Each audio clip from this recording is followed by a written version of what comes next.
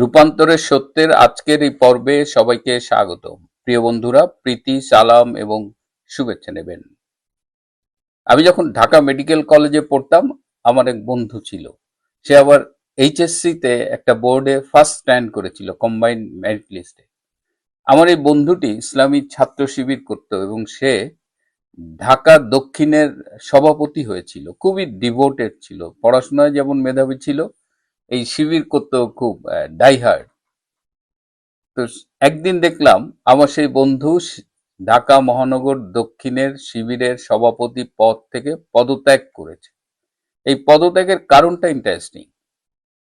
আমার বন্ধু বলেছিল যে জামাত সব সময় বলেছে যে নারী নেতৃত্ব হারাম, অথচ সেই সময়ে জামাতে ইসলামী খালেদা জিয়ার নেতৃত্বাধীন যে বিএনপি, সেই বিএনপির আন্ডারে একটা জোটে জয়েন করেছিল। তার মানে খালেদা জিয়ার নেতৃত্বাধীন একটি জোটে জামাতে ইসলাম জয়েন করেছিল, অথচ জামাতে ইসলাম তার নেতাকর্মীদের বলেছে তারা বিশ্বাস করে নারী নেতৃত্ব হারাম। তার প্রতিবাদে আমার বন্ধু ঢাকা মহানগর দক্ষিণের সভাপতির পদ থেকে পদত্যাগ করেছিল। অনেক আগের ঘটনা, কিন্তু দেখেন, এইটাই হলো জামাতে ইসলামের স্ট্যান্ড। জামাতে ইসলাম যে ইসলামে বিশ্বাস করে, সেই ইসলামে বলা হয় যে নারীরা কিছু কাজের জন্য খুব উপযুক্ত, আবার কিছু কাজের জন্য মোটেও উপযুক্ত নয়। যেসব কাজের জন্য তারা উপযুক্ত সেসব কাজই তারা করবে। কিসব কাজের জন্য তারা উপযুক্ত? এই যেমন ঘর সামলে রাখা, সন্তান লালন পালন করা, এগুলোই মেয়েদের কাজ। কিন্তু মেয়েরা বাইরে গিয়ে কাজ করবে, মেয়েরা রাজনৈতিক দলে নেতৃত্ব দেবে, এগুলো মেয়েদের কাজ না। এবং এটাই জামাতে ইসলামের রাজনীতি, আপনি পছন্দ করেন আর নাই করেন। এই জামাতে ইসলামের একজন লোকাল নেতা, তিনি ডাকসুকে বললেন, ডাকসু এক সময় যে মাতালের আখড়া ছিল, বেশ্যাখানা ছিল। এটাই জামাতে ইসলামের নেতৃত্বের দৃষ্টিভঙ্গি। এগুলো তো অবাক হওয়ার কিছু নেই। জামাতে ইসলামের আমির ডক্টর শফিক সম্প্রতি আল জাজিরা টেলিভিশনে একটা ইন্টারভিউ দিয়ে বলেছেন, এবং সেখানে তিনি নারী নেতৃত্বের বিপক্ষেই বলেছেন। এবং দেখেন, এই যে সারা দেশে যে ত্রয়োদশ জাতীয় সংসদ নির্বাচন হবে, সেখানে কিন্তু জামাতের কোনো নারী প্রার্থী নেই। জামাত আজ অবধি, শুধু এবারের নির্বাচন না, কোনোদিন কোনো সংসদ নির্বাচনে কোনো নারীকে প্রার্থী করেননি। প্রতিযোগিতামূলক যে সংসদ নির্বাচন, সেখানে কখনোই কোনো এমপি ক্যান্ডিডেট নারী ছিলেন না। তাহলে এটাই তো জামাত ইসলামের না রাজনীতি।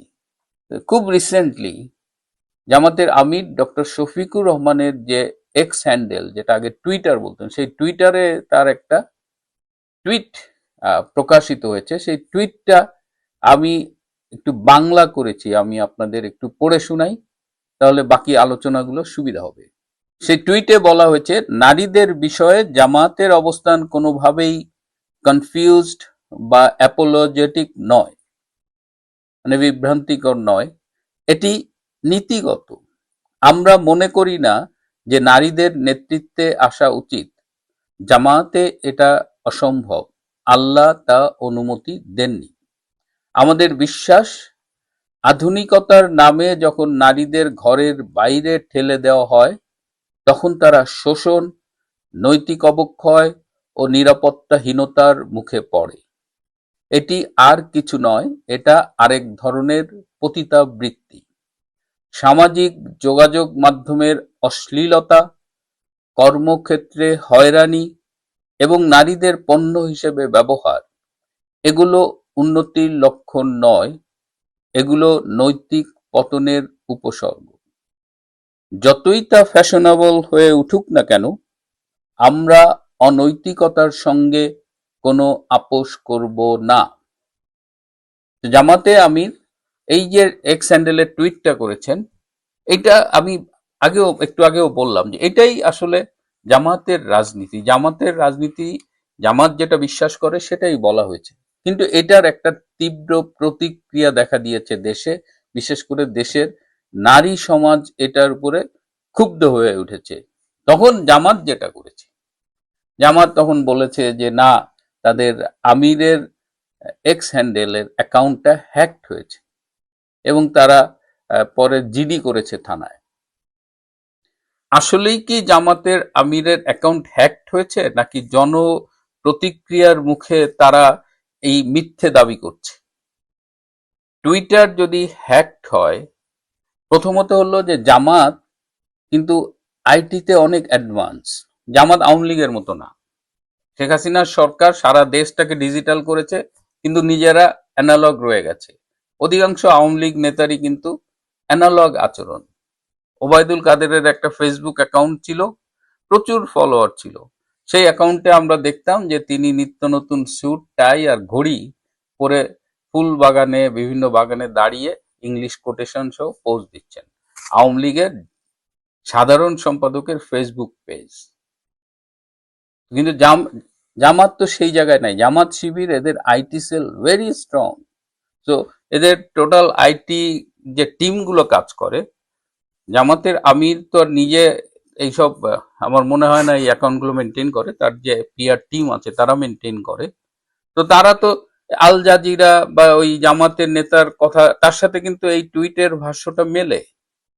তারা তো মনে করে যেসব মেয়েরা কাজ করে তারা বেশ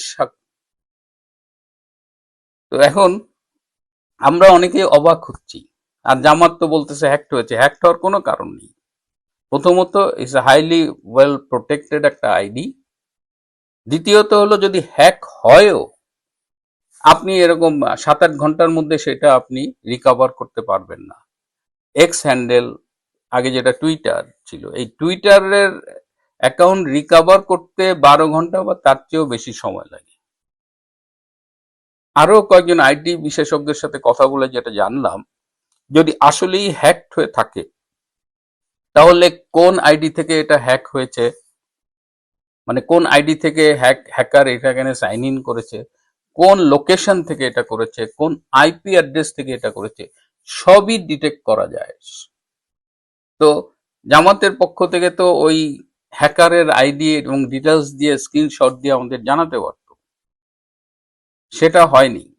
এখন এর বিরুদ্ধে আমাদের একজন ফেসবুক পার্সোনালিটি আছে, নীলা ইসরাফিল, দেখলাম যে এর প্রতিবাদে ঝাড়ু মিছিলের আয়োজন করেছে।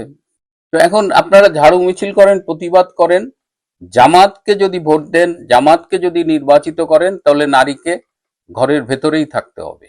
That is Jamaat politics. এটা বদলানোর কোনো সুযোগ নেই। তারা শরিয়া আইনের কথা বলুক বা যাই বলুক, এটা তারা বিশ্বাস করে।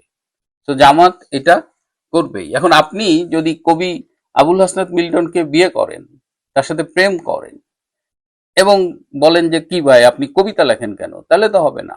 আপনি জামাতকে যদি ক্ষমতায় আনেন, জামাতকে যদি ভোট দেন, তাহলে বাংলাদেশের নারী সমাজ গেট রেডি, যে আপনাকে বোরকা পরে চলতে হবে, বোরকা ছাড়া বাইরে যাইতে পারবেন, আরো অনেক নিয়ম, এবং আপনাকে ঘরে থাকতে হবে, আপনি কাজ করবেন না। এবং এর আগেও ডক্টর শফিক কিন্তু দু একটা বক্তৃতায় সেই ইঙ্গিত দিয়ে রেখেছে। আমার ভয় হয় যে বাংলাদেশে আল্লাহ না করুক জামাতে ইসলাম যদি ক্ষমতায় আসে, সেই সম্ভাবনা যদিও ভীষণ ভীষণ ভীষণ কম, তাহলে বাংলাদেশ আফগানিস্তান হবে না, বাংলাদেশ ইরান হবে না। ইরান আপনি অপছন্দ করেন, আমিও অপছন্দ করি, কিন্তু ইরানের সায়েন্স এবং টেকনোলজিক্যাল ডেভেলপমেন্ট দেখেন, ইরানের নিজস্ব কালচারাল হেরিটেজ এবং সেইটার ডেভেলপমেন্ট দেখেন। আফগানিস্তান আপনি তালেবানদের অপছন্দ করেন, কিন্তু তালেবানদের একটা আইডিওলজি আছে এবং তারা কিন্তু 2001 থেকে ফাইট করে করে করে আজকে এই জায়গায় আসছে। কিন্তু জামাত তো এরকম ডিভোটেড না, জামাত কমিটেড না। দেখেন জামাত এই নারী স্বাধীনতা নিয়ে কথা বলছে, নারী স্বাধীনতার বিপক্ষে স্ট্যান্ড নিয়েছে, নারীকে ঘরে থাকতে বলছে, কিন্তু জামাতের পক্ষে এই নারীরাই বাড়ি বাড়ি গিয়ে ভোট চাইতেছে। এটা দ্বিচারিতা হলো না? আপনি তো ভোট চাওয়া তো নারীর কাজ না, নারীর কাজ তো সন্তান লালন পালন করা, সংসার দেখা, এতে সে নাকি খুব ভালো। তো এই জামাতে ইসলাম সম্পর্কে সতর্ক থাকতে হবে। গতকাল কোনো একটা রাষ্ট্রদূতের আমন্ত্রণে কোনো একটা জায়গায়, সেখানে জামাতের নায়েবে আমির ডাক্তার তাহেরের সাথে বিএনপির স্থায়ী কমিটির সদস্য সালাউদ্দিন আহমেদের খুব হট্টক হয়েছে। এটা শুনলাম। আজকে জামাতে ইসলামের নির্বাচনী ইশতেহার ঘোষণা করার কথা ছিল, সাডেনলি সেটা স্থগিত করা হয়েছে। কারণ হিসেবে বলা হচ্ছে যে আজকে জামাতের আমির শেরপুরে তাদের যে একটা উপজেলার আমির কদিন আগে মারা গিয়েছিল, তার কবর জিয়ারত করতে যাবে এবং শেরপুরে দুটো জনসভা অ্যাটেন্ড করতে যাবে। একটা কেন্দ্রীয় নির্বাচনী ইশতেহার ঘোষণা করাটা তো এর চেয়ে মোর ইম্পর্টেন্ট। উনি তো একদিন আগে বা পরে শেরপুরে যেতে পারতেন। তাহলে ঘটনাটা কি? জামাতের সাথে কিন্তু বিএনপির একটা মুখোমুখি অবস্থান বিভিন্ন জায়গায় তৈরি হয়েছে। তো এখন এই জামাতে ইসলাম সম্পর্কে অনেকেই অনেক কথা বলেন, এরা দুর্নীতি করে না, এরা এই করে না, সেই করে না, বাট বি কেয়ারফুল। শেখ হাসিনার আমলের নারী স্বাধীনতা চাইবেন, রাত বিরেতে নারী ঘুরে বেড়াবে। আমি দেখেছি যে বিশেষ করে রমজানে 3টা-4টার দিকে সেহরি করতে যাচ্ছে আমাদের মেয়েরা, ঢাকা শহরে নিশ্চিন্তে ঘুরে বেড়িয়েছে।